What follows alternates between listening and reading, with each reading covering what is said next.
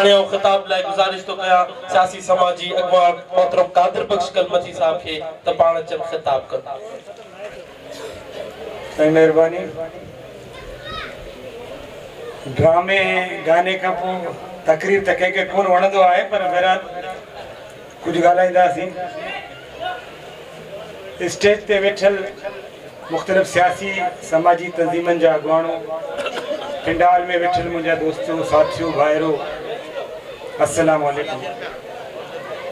सब खां पहिरीं खाओ सामी मेमन साहब जो दोहराइतो आहियां जिन मूंखे दावत ॾिनो इन प्रोग्राम में अचण जो ऐं पंहिंजो नओं ठिकाणो ॾिसण जो मौक़ो फ़राहम कयो, जिते ईंदे वेंदे कम से कम कॾहिं चांहि पीअण लाइ त बीहंदासीं।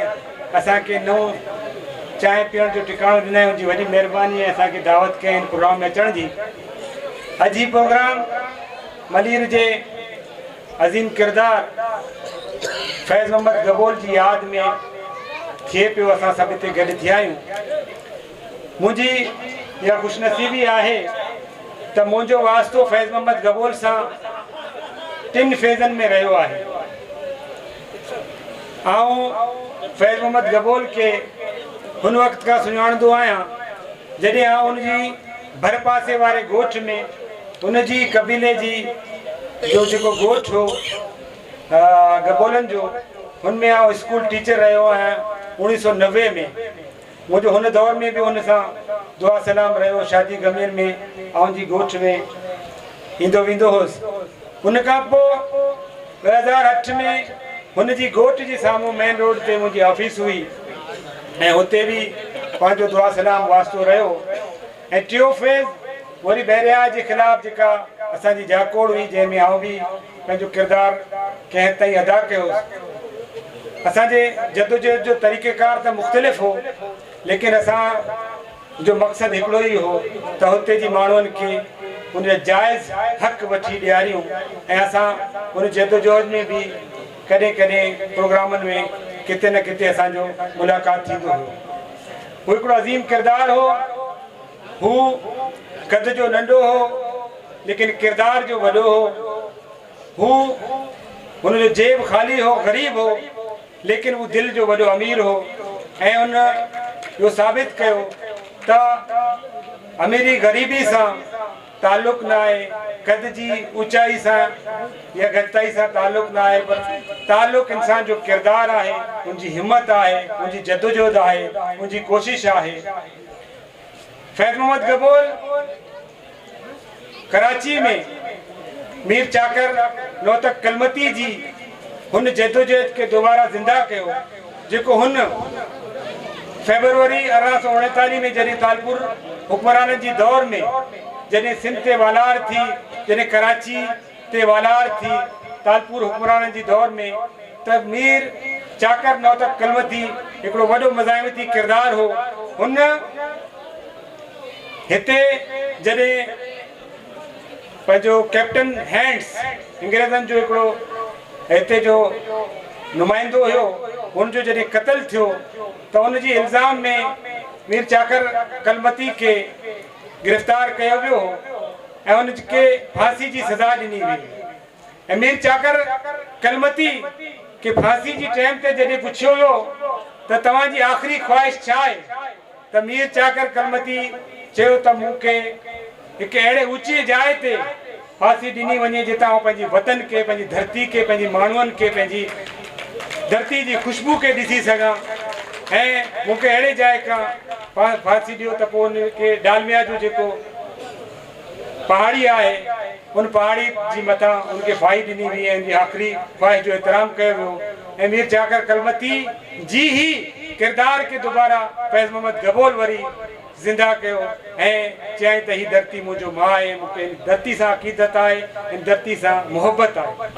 अॼु फैज़ मोहम्मद गबोल के 6-7 साल थी विया आहिनि असां खां जुदा थी। अॼु असां पंहिंजो पाण खां इहो सवाल पुछूं त फैज़ मोहम्मद गबोल खां पोइ त इंसानी समाज जो इर्तिक़ाई अमल उन्ही तरीक़े सां जारी आहे।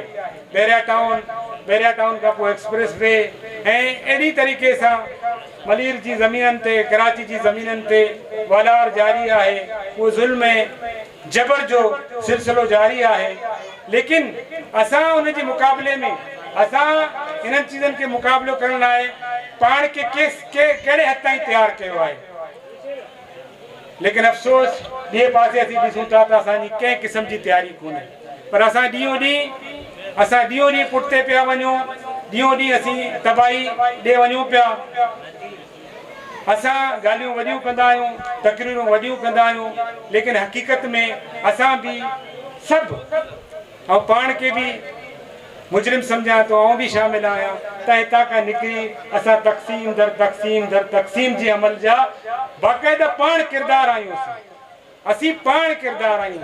असां हिते जेको आहे पहिरें मक़ामी गैर मक़ामी, उन खां पोइ सिंधी बलोच, उन खां पोइ लाड़ी उतरादी, उन मां निकिरी पोइ बलोच समाज, उन खां पोइ क़बाइली तक़सीम, पोइ मसलकी तक़सीम, असां कई तक़सीमनि जा शिकार आहियूं अॼु ॾींहं ताईं। ऐं इहो गुज़िरियल इलेक्शन में आउं पाण हितां कंटेक्स्ट बि कयो त वाज़े तौर ते ॾिठो, वाज़े तौर ते माण्हुनि जी दिलनि में जेके नफ़रतूं सदियनि खां विहारिया विया आहिनि असांखे तक़सीम करण जे लाइ, उनजो अमली मज़ाहिरो पंहिंजे पाण ॾिठो ऐं उनखे महसूस बि कयोसीं त असांजी इहा तक़सीम ख़तमु कोन थी आहे, बल्कि वधी आहे ऐं वधंदो पियो वञे। असां अगरि इन्हनि वालारनि खे, इन्हनि ज़ुल्म ऐं जबर खे रोकणु चाहियूं था, अगरि असांजो वाक़ई असीं सिंसियर आहियूं त असां इंसानियत जो परचम तामियूं। यकीन कर दुनिया में जेका तरक़ी थी आहे अॼु असांजे साम्हूं आहे दुनिया जी तारीख़। जॾहिं ॿिनि आलमी जंगनि खां पोइ दुनिया जी तरक़ी याफ़्ता क़ौमनि ॾिठो त असां नस्ल परस्ती जी करे तबाह थी आहियूं। असां 2 आलमी जंगूं विड़ियूं आहिनि त उन्हनि मां कुझु मुल्कनि होश कयो ऐं अॼु हू मुल्क असांजे लाइ मिसाली मुल्क बणिजी चुका आहिनि। असांजा पाकिस्तान जा शहरी असां पाण मरूं पिया त असांखे उन मुल्कनि जी नेशनलिटी मिले, छो त हुते ह्यूमन राइट्स जी वायलेशन कोन्हे, हुते इंसान जी क़दुरु आहे। ऐं असां जॾहिं इंसानियत जो शऊर ते पहुचंदासीं त पोइ असां जेका आहे पंहिंजा मसइला हल करे सघंदासीं। असां इन्हनि ज़ोरावरनि सां, इन्हनि ताक़तवरनि सां विड़ी सघंदासीं। न त इहो तक़सीम जेका ज़िक्र कयो जंहिंजा कई पार्ट्स आहिनि, जेके कई पार्ट्सनि में आहिनि, उहे पार्ट्स जेके आहिनि असांखे डिस्टर्ब कंदा रहंदा, असांखे परेशान कंदा रहंदा। ऐं इन तक़सीम जी तक़सीम दर तक़सीम जी करे असां पंहिंजो को बि जेको आहे मक़सदु माणे कोन सघंदासीं। असां फैज़ू गबोल जे आॾो जॾहिं मैशर जे ॾींहुं असांजो मैशर जे मैदान वञो साम्हूं असांजो थींदो त असां शर्मिंदा हूंदासीं। असांजा ॻोठ, असांजा जेके माग मकान, हू सभु ख़तमु थी विया हूंदा ऐं असां बर्बादी जो दास्तान बणिजी चुका आहियूं। पर वधीक आउं सम्झां थो कि तक़सीम जे अमल में असां रहियासीं त असीं बर्बादु थींदासीं। अव्हांजी वॾी महिरबानी, अव्हां मूंखे ॿुधो ऐं बर्दाश्त कयो, सामी उन्हनि जी महिरबानी। ऐं फैज़ मोहम्मद गबोल खे आख़िर में वरी सुख सलाम पेश कयां थो ऐं अव्हां सभिनी खां उहे उमेदु रखां थो त फैज़ मोहम्मद गबोल वांगुरु पंहिंजे किरदार खे मज़बूत कंदा ऐं हिन तक़सीम जी अमल खे ख़तमु करण में पंहिंजो मुकमल किरदारु अदा कंदा। वॾी महिरबानी।